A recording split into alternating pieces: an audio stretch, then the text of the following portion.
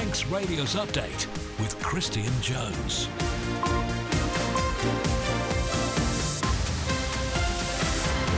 First of May, good afternoon. It's 5 o'clock on Monday, the 2nd of June. I'm Christian Jones, and this is Update.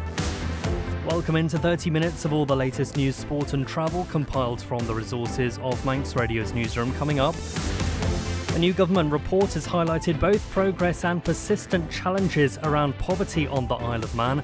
The courts could soon be granted new legal powers, allowing them to electronically tag those on bail. And we'll get the latest from the TT as we conclude day one of racing. All those stories and more. Do get in touch if you want to comment on anything you hear. Text WhatsApp to 166 177 or email studio@manxradio.com.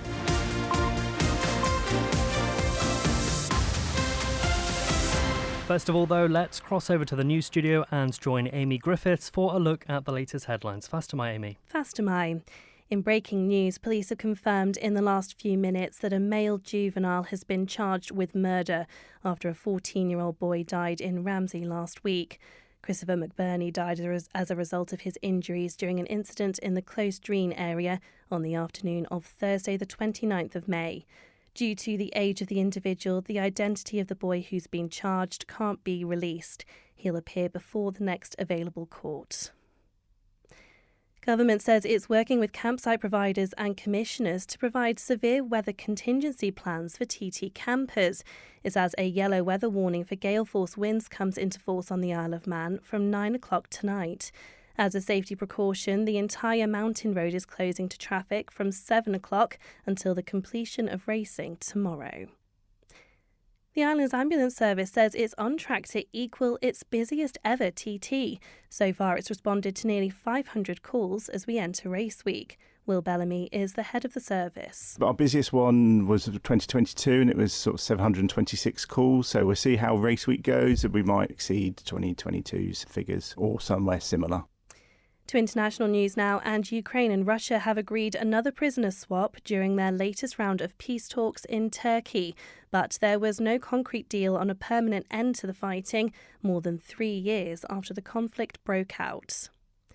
Fresh searches are going to be carried out in the investigation into the disappearance of Madeleine McCann.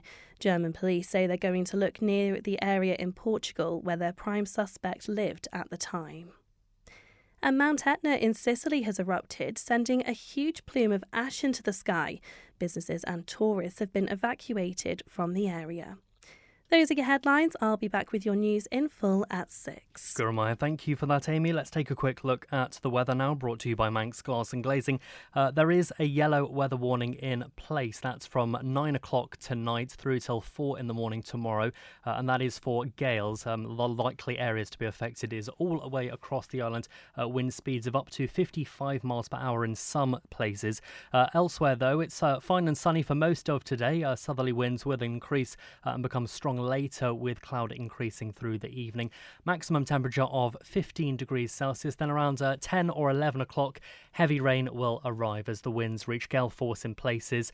Those winds are relatively unusual for June, so campers are being advised to make sure that their tents and all their belongings are as secure as possible. Manx Glass and Glazing can supply and install single, double and triple glazing. Call 674 573 or visit the showroom on the Snugborough Trading Estate. Feel the fun at the TT races with Tesco.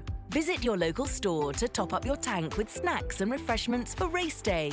Tesco, every little helps. If you run a small business or just need more room in the back, Philshaw Vehicles has the perfect van or light commercial for all your needs and can sort out any finance. Based in the Tremode estate, view philshawvehicles.im or call 49 51 49. A great night's sleep got even better with Zed's Bedding Store. From quality Bell-Dorm bed linen and mattress protectors, fleece and woven throws to luxury duvets from the fine bedding company, Zed's Bedding Ramsey, next to Isle of Man Bank. SMS Trading have moved to 3 St Paul's Square, Ramsey. For flat pack to fully built, new or second-hand furniture, SMS Trading offer all-island delivery and man-in-a-van service. Call 315151 or find SMS Trading on Facebook. At Begode Cashery, we have been caring for animals for over 50 years. As a cashery, we care for customers' cats and treat them as our own. contact Begode Cattery on 676 947 or find Begode Cattery on Facebook. You're listening to the Isle of Man's quintessential daily news and current affairs roundup. Update on Manx Radio. 5:05, and in the last couple of minutes we've learned some more about the murder investigation that was prompted following last week's tragic events in Ramsey. Lewis Foster is with us now with the statement from police. First of all, Lewis, what can you tell us? First of all, yes, the latest statement from police as part of our continuing investigation into the death of Christopher Benjamin Robert James McBurney on Thursday the 29th of May 2025 in Cronkdreen in Ramsey. A male juvenile has been charged with murder following advice from His Majesty's Attorney General's chambers. Due to the age of the individual and in accordance with the laws governing juveniles on the island, no further identifying information will be released at this time. The juvenile will appear before the next available court. The statement goes on to say Detective Superintendent Stephen Maddox says, "We would like to thank the public for coming forward and providing information and media footage, which has been vital for the police investigation. If anyone who has any information or footage of the incident that hasn't already been spoken to by the police, they are asked to contact police headquarters on 631 212 or contact Crime Stoppers on 0800 555 111. The online portal remains open, and this allows you to submit any information, including footage and imagery, to the investigation team." Now, the statement goes on to say, "I want to reiterate the appeal the Chief Constable made on Friday regarding videos and rumours circulating on social media, and appeal for the public to refrain from sharing such content or speculating on this matter. The investigation continues and a police presence remains on scene in the area whilst we continue our investigation. We are currently investigating allegations," it says, "of people making threats of retribution to others, both children and adults, on social media and in person. We've already made arrests and are currently investigating other reports that will likely result in further arrests. It's understandable that emotions are running high, but it's important to remind all concerned that these incidents detract from the investigation of the death of a 14-year-old child, as well as policing the TT Festival. I would ask that adults and parents involved in this behaviour set an example to their children and ensure their children are safe online." Well, police say anyone who feels they need immediate support should contact the Crisis Response and Home Treatment Team on 642 860. St Christopher's, the Youth Service and Isle Listen will also be providing support through Streetwise officers and will be opening youth drop-in centres across the island next week. These sessions will be in Ramsey 1 p.m. till 5 p.m, Ramsey Youth Centre and Cafe on Waterloo Road in Ramsey, and in Douglas from 1 p.m. until 5 p.m. on Cafe Larry on 1 Lord Street, Douglas, in Castletown as well from 1 until 4 p.m. at Isle Listen at Mill Court. That's on Hope Street. So just a reminder of that statement that we've had through in the last few minutes from police. A juvenile has been charged with the murder of 14-year-old Christopher McBurney, and you can find all of that information now over at manxradio.com. Thank you very much, Lewis. You're listening to the Isle of Man's quintessential daily news and current affairs roundup. Update on Manx Radio. Approaching 9 minutes past 5, and the island's courts could soon be able to use electronic tags to track people on bail. Tynwald will be asked to approve new legal powers later this month that would prepare the way for those awaiting trial and sentencing to be monitored electronically. The details from Sean Cowper. The tags, typically worn around the ankle, would mean a person's location would be known 24/7, allowing authorities to ensure an individual is complying with their bail conditions, such as an overnight curfew. It's hoped the move would mean more people can remain in the community, reserving custody for the most serious offences, as well as helping manage prison occupancy. A tagging pilot previously took place in 2022 and was expanded to include those being released on licence or parole. Those recommended for electronic monitoring would be subject to a rigorous risk assessment first. If approved, the legal instruments would lay the groundwork to allow tagging to begin this year. The Department of Home Affairs says it's also developing options to use electronic monitoring as part of community-based sentences for both juvenile and adult offenders. The department confirmed the costs associated with tagging would come from its existing budget. The legal framework will be discussed when the island's parliament sits later this month. The details there from Sean Cowper. Thank you very much. Well, it's 5:10 now, and it's also that time of the year where tens of thousands of visitors arrive. But what impression will they take away when it comes to how clean and well presented the Isle of Man really is? The Destination First Board was created to tackle just that, aiming to improve the way the island looks and feels, not only for tourists but also for those that live here too. It follows growing concern in recent years about rusting railings, neglected public areas and unfinished building sites in key locations. Well, one person that we know about who's long called for improvements is historian and filmmaker Charles Gard. He's welcomed the focus, but says there's still a long way to go. The discussions we're having here today are discussions we've heard again and again and again and again. How difficult is it to just tidy the place up? That's really what my message has been. And I made a couple of videos pointing that out. And I think it's because of that I was punished by being put on this committee as a people's champion. And what I've discovered is that we talk a lot and gradually things are getting done. But as you said to me when you were a minister years ago, there's no point in dumping piles more work on the civil servants. They're only ordinary people and they'll, get crushed under it. So you can only do so much at a time. But with Ranald and the team here, I mean, Ranald is an absolute live wire.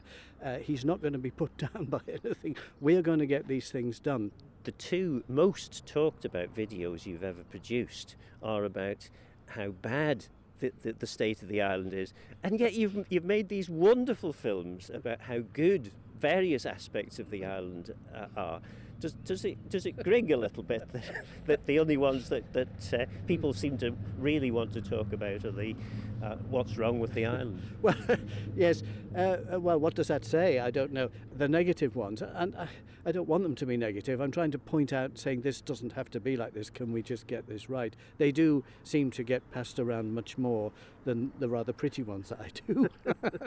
Phil Gaughan speaking to historian and filmmaker Charles Gard there. You can listen to the full conversation in Perspective, available now as a podcast at manxradio.com or wherever you get your podcasts from. Well, let's turn our attention now to something that continues to rumble on, and that's the Family Library, which is set to close at the end of July. And there's been growing calls to save the much-loved service. Its directors say the charity is no longer financially viable, and the government has already said it can't offer extra funding in addition to what it's already providing. But Douglas East MHK Joni Farragher wants ministers to step in and come up with a long-term solution. She's been speaking to Lewis Foster. It has such a special place in a lot of people's hearts. It is not just a place that people go to get books. It's a place that people have used. I personally used it as a child, and it was a huge impact in my life. It was not just a place that I went to get books at all. It's somewhere that social skills and literacy are developed. It's somewhere that as a new parent going there, when I used it, it was somewhere where I could sort of get some headspace. It wasn't any expectation that you would spend a whole load of money. It was a warm space. There's just so many things that the Family Library provides. In government terms, the money that they need isn't a huge amount, and with what it adds to our island, I don't think we should let it go. I think this should be a priority for the government. There has been, of course, funding support for the Family Library going back the last few years, so this would be on top of what it's already been receiving. Are you proposing that £100,000 that they're losing each year is what is added on top of that? Yeah, I mean, I guess my motion actually just calls for the Council of Ministers to come up with a sustainable funding, as well as obviously to take these urgent steps to prevent the closure. But so I'm not going to suggest a solution to them. I'm asking them to explore all options, and I think I'm fairly confident that the Family Library themselves will have some ideas of what can be done, that there might be something worked out with Douglas Council. There might, whatever it is that happens, as long as it works for the Family Library, as long as it keeps that library open, keeps those services open for the people of the island, that's what I want them to explore. Manx Radio Travel, driven by Quayside Tyres and Service Centre. Well, it's approaching 5:15. Let's take a look at the roads. I'm hoping I'm going to get all of this right. It is TT, so I can appreciate it's quite a lot to take in. There's no roadworks of any note. It seems to have been rested for most of TT, so let's just look at the status of the course and the road closures. Currently, the full TT course is reopened. That reopened from around about a quarter of an hour ago, but the mountain roads will not be accessible from the Ramsey hairpin to the Craig from 7 o'clock, and that's due to the yellow weather warning, which we've already talked about for gale force winds, and that will actually stay closed until racing concludes tomorrow afternoon, which is expected to be around about 5 o'clock. Tomorrow morning, all roads around the course will be closing from 10, again reopening no later than 5 o'clock, pretty much the same all week bar Thursday. If you are out and about and you do spot anything that you feel we need to be aware of, ping us a text or email 166 177 or studio@manxradio.com. Over at the Steam Packet, we're being told, obviously, the gale force winds, which are forecast late tonight and in the early hours of the morning, are going to have some effect to the sailings. At the moment, the Manannan overnight 2:45 has been moved forward quite substantially, leaving Liverpool at 5:45, so that's in the next 30 minutes. So if you're expecting to be picking someone up from that sailing, it looks as if they're going to be waiting for you quite a few hours early. Let's turn our attention to the airports. Nothing on the arrivals and departures board, so everything is looking all good over there. Ask how you can spread the cost interest-free at Quayside. The RAF Red Arrows display team mark their TT return for 2025 on Thursday the 5th of June from 7:30 p.m. in Douglas. Watch the display from Douglas Prom, Douglas or Onken Head, and hear the commentary live from Red 10, Squadron Leader Graham Muscat, only on Manx Radio, FM, AM and DAB from 7:25. Manx Radio's live commentary with the Red Arrows from Villa Marina Balcony in Douglas, Thursday evening, 5th June from 7:25 p.m.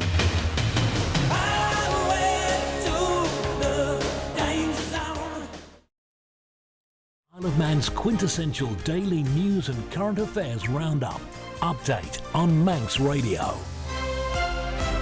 17 minutes past 5 now, and a new government report has shed light on the so-called complex issue of poverty on the Isle of Man.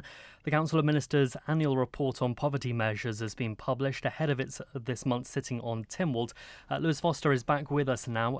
Fastomer again, what's new in the report and what are some of the headline findings? Fastomer, Christian. Yeah, well, there's a lot of information to try and digest from this 59-page report, not least because it includes results of two big surveys carried out recently. The Isle of Man Social Attitudes Survey, which we've covered a number of times on the programme this year so far, but also the Household Income and Expenditure Survey 2023/24.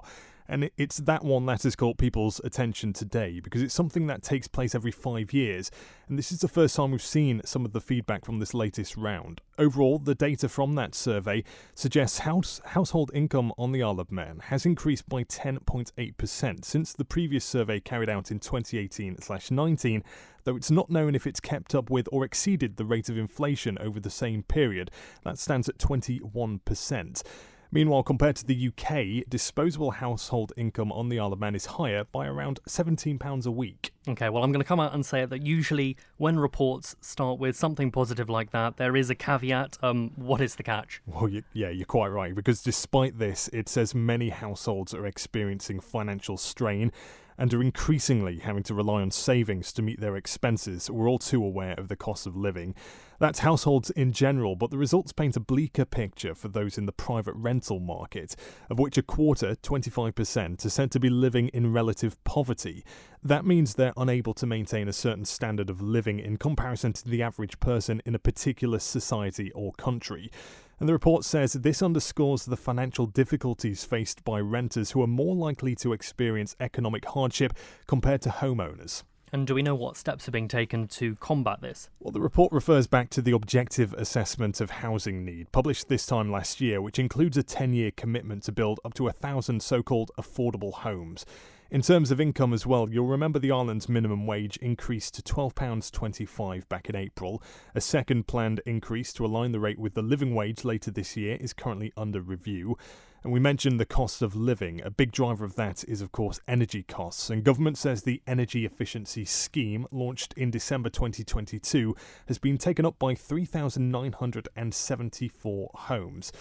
There's much more, including a series of uplifts to various benefits in this year's budget to income support, job seekers allowance and employed persons allowance, for example. OK, so in terms of this report, what happens next? Yeah, well, this will be laid before Tynwald on Tuesday, the 17th of June, and we'll no doubt hear from some MHKs and members of the Tynwald Select Committee on Poverty as well in the meantime.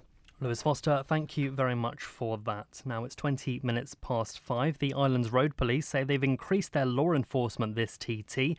So far this year, the number of arrests and fixed penalty notice issues are up on 2024. The roads policing unit triples in size to cope with the demand of TT. Sergeant Lee Wright is from the RPU. We've been enforcing more this year than previous years, so speeding's been a big one for us. This time in the period last year, we'd issued 124 endorsable fixed penalties. We're on 168 now. We've also made more arrests this time last year, and we've conducted more drug wipes and more roadside breath tests.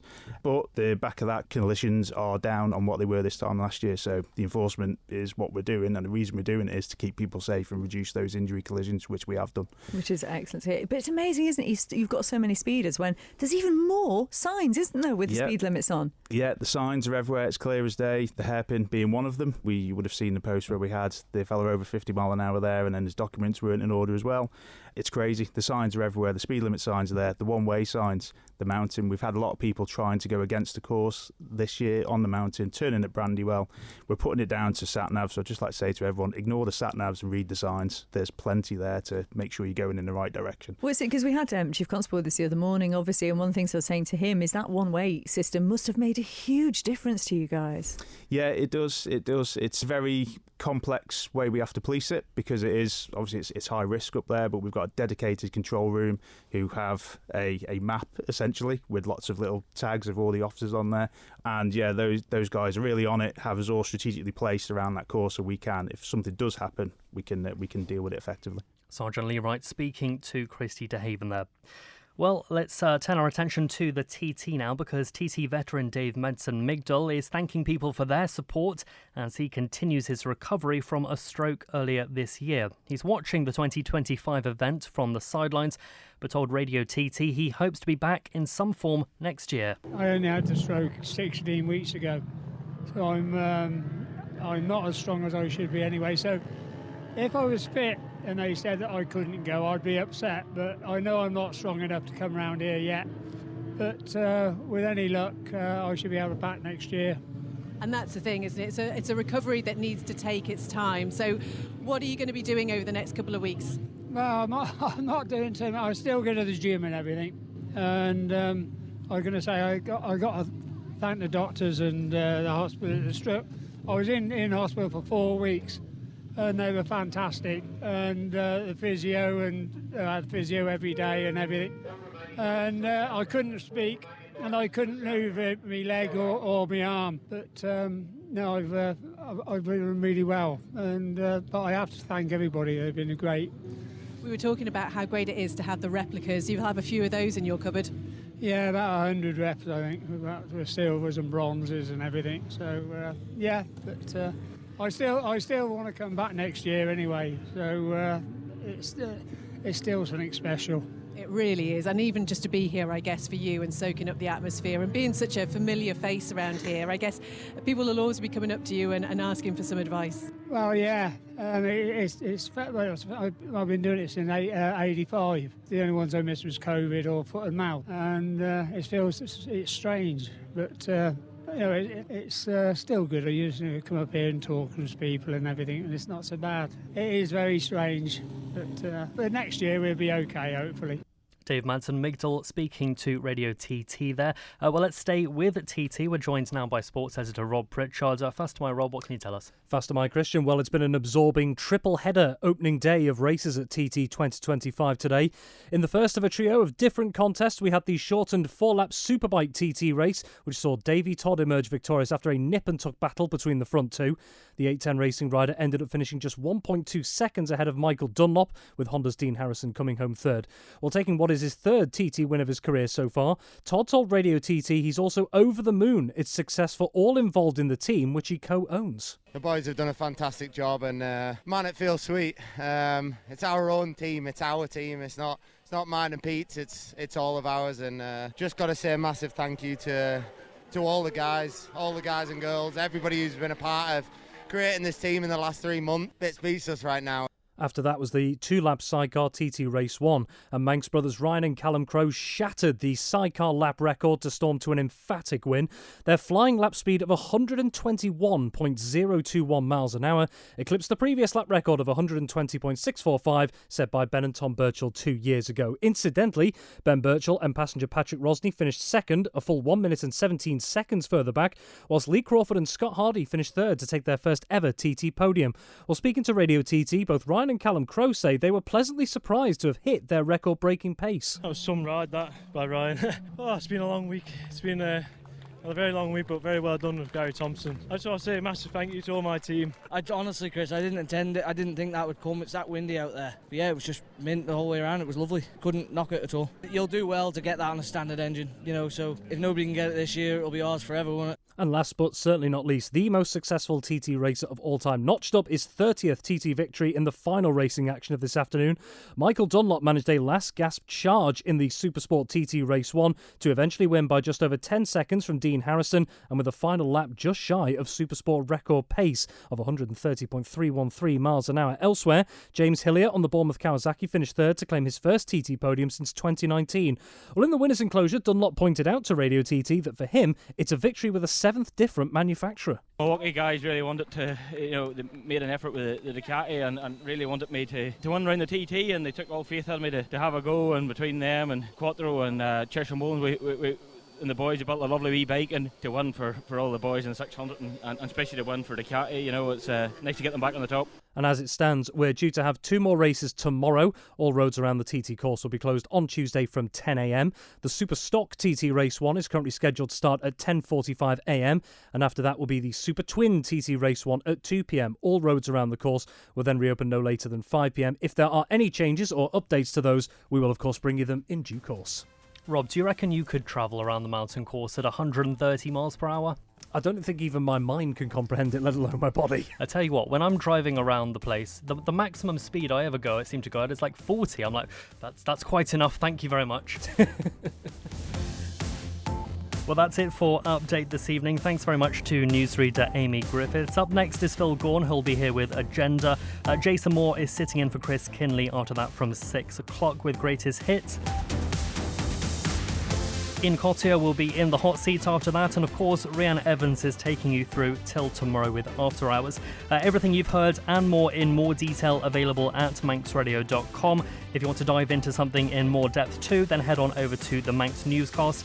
I'll be back with you tomorrow, same time, so until then, take care, bye-bye for now.